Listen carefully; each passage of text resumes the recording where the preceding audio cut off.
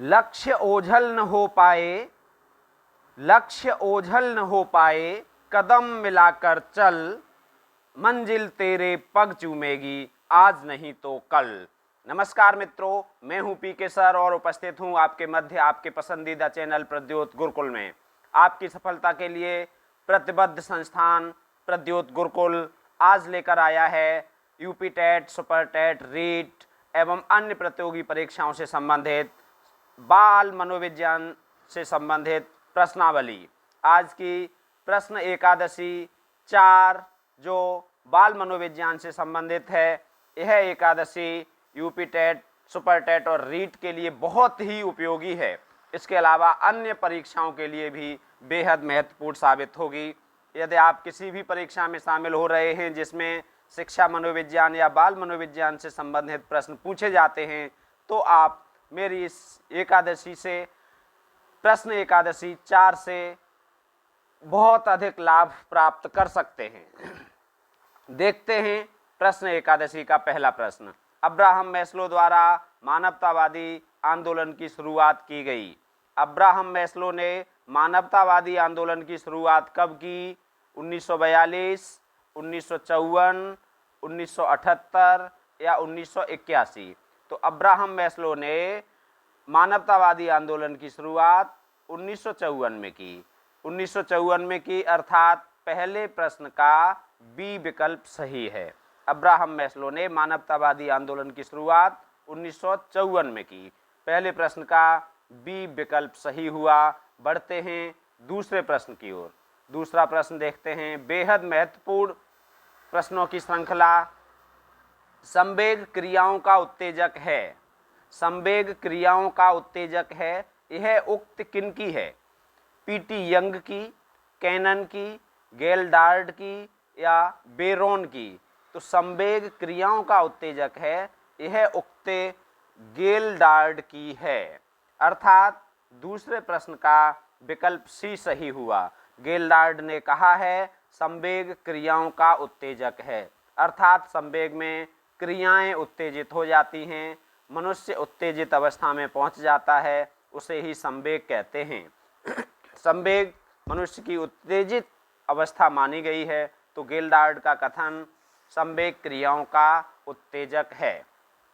देखते हैं प्रश्न एकादशी का तीसरा प्रश्न। बहुत ही महत्वपूर्ण प्रश्नों की श्रृंखला।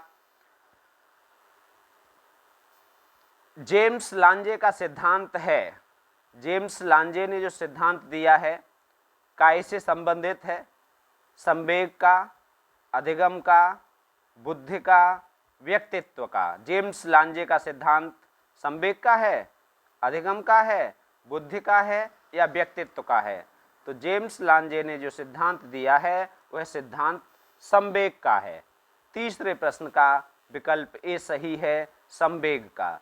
संवेगों से संबंधित जेम्स लांजे ने अपना सिद्धांत प्रस्तुत किया है, तो तीसरे प्रश्न का विकल्प ए सही हुआ।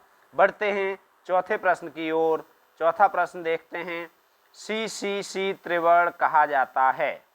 CCC त्रिवर्ण कहा जाता है निरर्थक पद को, व्यंजन पद को, दोनों को, इनमें से कोई नहीं। CCC trigram. CCC ट्राइग्राम किसे कहा जाता है? व्यंजन पद को कहा जाता है। अर्थात चौथे प्रश्न का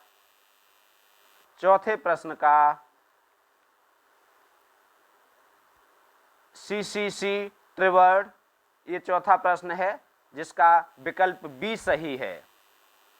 निरर्थक पद को नहीं कहा जाता है, व्यंजन पद को कहा जाता है। CCC का मतलब होता है CCC,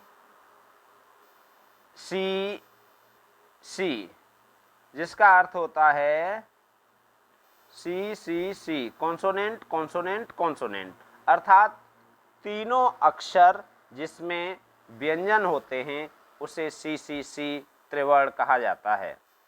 देखते हैं अगला प्रश्न।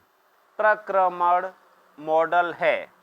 प्रक्रमण मॉडल है, ये काय से संबंधित है? प्रेरणा का, सृजनात्मकता का, स्मृति का या चिंतन का? तो ये प्रक्रमण मॉडल संबंधित है स्मृति से। अर्थात स्मृति का मॉडल है प्रक्रमण मॉडल। ये किसने दिया, इसके प्रतिपादक कौन हैं? तो प्रक्रमण मॉडल के प्रतिपादक क्रेक एवं लॉकहार्ट हैं।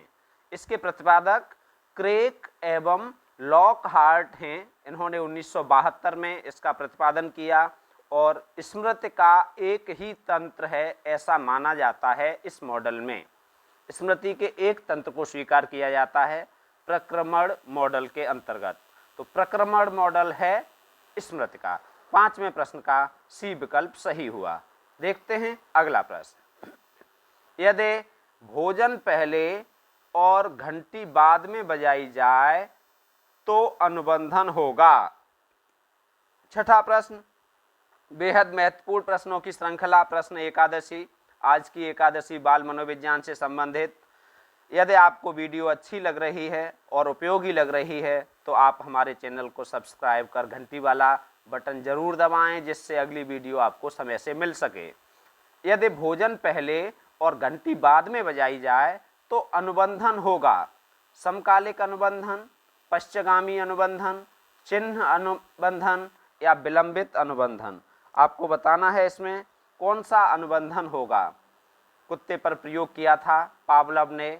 घंटी बजाई, उसके बाद भोजन दिया गया, घंटी बजाई, उसके बाद भोजन दिया गया। एक स्थिति ऐसी आई, बिना भोजन दिए घंटी बजते ही कुत्ते के मुंह से लार स्राव होने लगा, अर्थात कुत्ता अनुकूलित हो गया।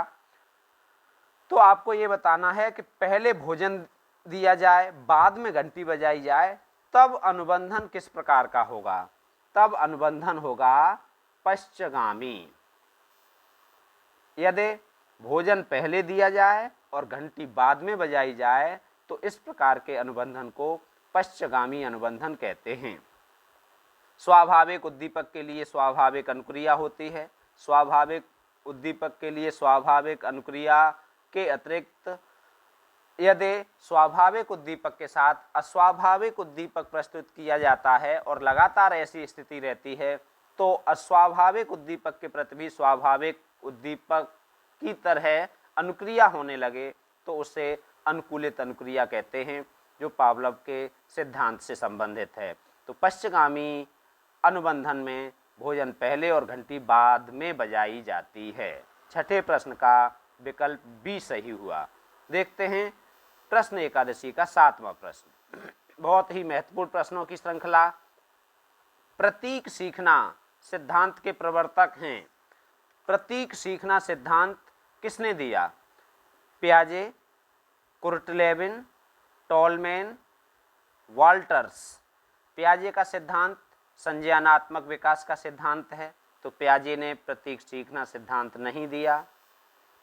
कुर्टलेबिन का सिद्धांत क्षेत्र सिद्धांत है, इन्होंने भी प्रतीक सीखना सिद्धांत का प्रवर्तन नहीं किया। तीसरा विकल्प दिया गया है टॉलमैन। टॉलमैन ये प्रतीक सीखना सिद्धांत के प्रवर्तक हैं, अर्थात 7वें प्रश्न का सी विकल्प सही है। टॉलमैन ने प्रतीक सीखना सिद्धांत का प्रवर्तन किया है और वाल्टर्स का सिद्धांत, बंडूरा तथा वाल्टर्स ने सामाजिक अधिगम सीखना सिद्धांत का प्रतिपादन किया है, अर्थात वाल्टर्स का सिद्धांत सामाजिक अधिगम सीखना सिद्धांत है, कुर्टलेबिन का सिद्धांत क्षेत्र सिद्धांत है और पियाजे का सिद्धांत संज्ञानात्मक विकास का सिद्धांत है। टॉलमैन का सिद्धांत प्रतीक सीखना सिद्धांत है। इस प्रकार 7वें प्रश्न का सी विकल्प सही हुआ। प्रतीक सीखना सिद्धांत के प्रवर्तक टॉलमैन है। बढ़ते हैं अगले प्रश्न की ओर। 8वां प्रश्न, स्याही धब्बा परीक्षण का प्रतिपादन किसने किया? Newton, Hermann Rorschach, John Milton, Dewey. तो स्याही धब्बा परीक्षण का प्रतिपादन हर्मन रोरसा ने किया। 8वें प्रश्न का बी विकल्प सही है। स्याही धब्बा परीक्षण का प्रतिपादन हर्मन रोरसा ने किया। ये स्विट्जरलैंड के रहने वाले थे और इन्होंने स्याही धब्बा परीक्षण जो व्यक्तित्व परीक्षण से संबंधित है प्रतिपादन किया था। बढ़ते हैं अगले प्रश्न की ओर। 9वां प्रश्न, एज ऑफ प्यूबर्टी कहते हैं। एज ऑफ प्यूबर्टी कहते हैं। एज ऑफ प्यूबर्टी किसे कहते हैं? शैशवावस्था को, बाल्यावस्था को, किशोरावस्था को, सभी को।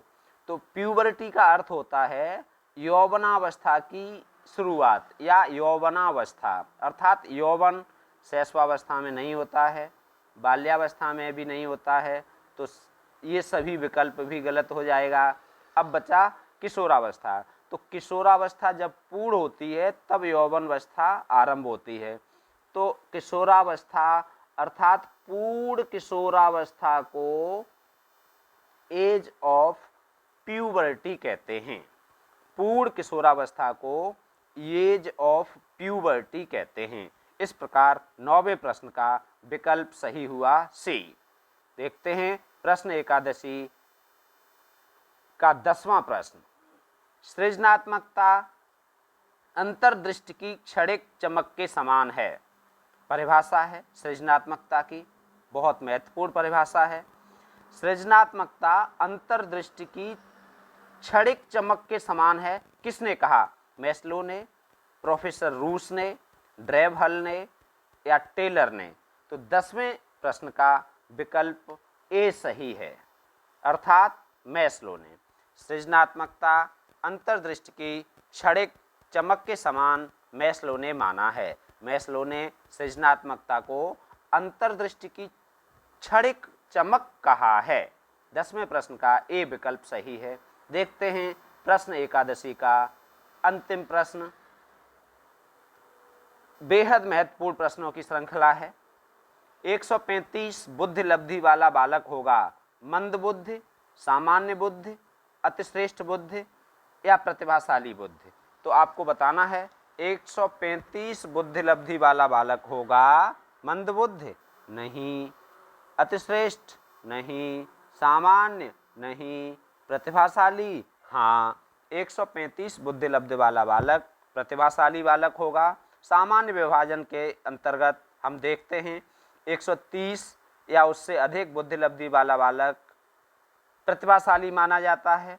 121 से 130 बुद्धि लब्धि वाला बालक प्रखर बुद्धि, 111 से 120 बुद्धि लब्धि वाला बालक तीव्र बुद्धि, 91 से 110 बुद्धि लब्धि वाला बालक सामान्य बुद्धि का माना जाता है, 81 से 90 बुद्धि लब्धि वाला बालक मंद बुद्धि माना जाता है और 71 से 80 बुद्धि लब्धि वाला बालक अल्प बुद्धि माना जाता है। 71 से कम वाला जड़ बुद्धि माना जाता है। तो इस प्रकार देखा जाता है कि प्रतिभाशाली बालकों की संख्या कुल प्रतिशत में 2% होती है। प्रखर बुद्धि बालक 7%, तीव्र बुद्धि बालक 16%, जबकि सामान्य बुद्धि बालक 50% होते हैं। मंद बुद्धि बालक भी 16%, अल्प बुद्धि 7 और जड़ बुद्धि बालक 2% पाए जाते हैं। तो 11वें प्रश्न का विकल्प सही हुआ डी। 135 बुद्धि लब्धि वाला बालक प्रतिभाशाली बालक होगा। इस प्रकार आज की प्रश्न एकादशी पूर्ण होती है। आज की एकादशी आपको कैसी लगी कमेंट करके ज़रूर बताएं और यदि आपने चैनल सब्सक्राइब नहीं किया है तो आज ही चैनल को सब्सक्राइब कर लें, घंटी वाला बटन दबा लें और अपने सहपाठी मित्रों के साथ भी शेयर करें। यदि आपको वीडियो पसंद आती है तो कमेंट करके अवश्य बताएं। वीडियो देखने के लिए बहुत बहुत धन्यवाद। राधे राधे।